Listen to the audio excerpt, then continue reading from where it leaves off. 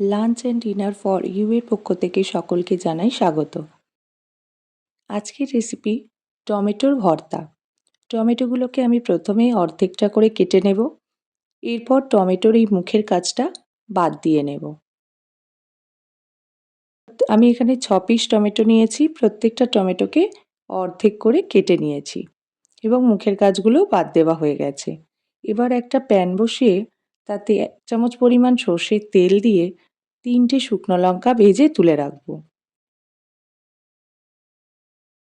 শুকনো লঙ্কা ভাজা হয়ে গেলে ওই তেলের মধ্যেই সবকটি টমেটো এইভাবে ভেজে নেব। টমেটোটা খুব ভালো করে ভাজতে হবে, ভাজাটা যেন একটু পোড়া পোড়া টাইপের হয়। এবং দিয়ে দিচ্ছি 6 থেকে 7 কোয়া রসুন। টমেটো ভাজার সময় গ্যাসের ফ্লেমটা সবসময় হাই রাখতে হবে, নাহলে কিন্তু টমেটো থেকে জল ছেড়ে টমেটোটা আর ভাজা হবে না। টমেটোগুলো খুব ভালো করে ভাজা হয়ে গেছে এবং সেদ্ধও হয়ে গেছে। এই অবস্থাতে আমি নামিয়ে নিয়ে একটা থালার মধ্যে ঢেলে ঠান্ডা হতে দেব। এবার একটা প্যানে 1 পালা সর্ষের তেল দিয়ে ভেজে নেব পেঁয়াজ। পেঁয়াজ কুচিগুলো এইভাবে লম্বা লম্বা করে একটু বড় বড় কাটতে হবে।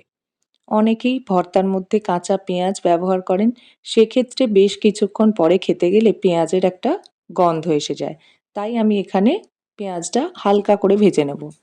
দিয়ে দেব পরিমাণ মতন লবণ। লবণ দেওয়ার জন্য পেঁয়াজটা খুব তাড়াতাড়ি নরম হয়ে যাবে। এদিকে টমেটোটাও কিছুটা ঠান্ডা হয়ে এসছে।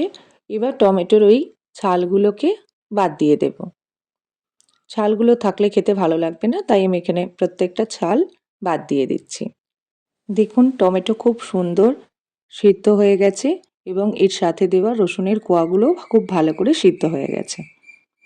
এবার এর মধ্যে দিয়ে দেব পরিমাণ মতন লবণ, দিয়ে দিচ্ছি ভেজে রাখা পেঁয়াজ, দিয়ে দেব সর্ষের তেল,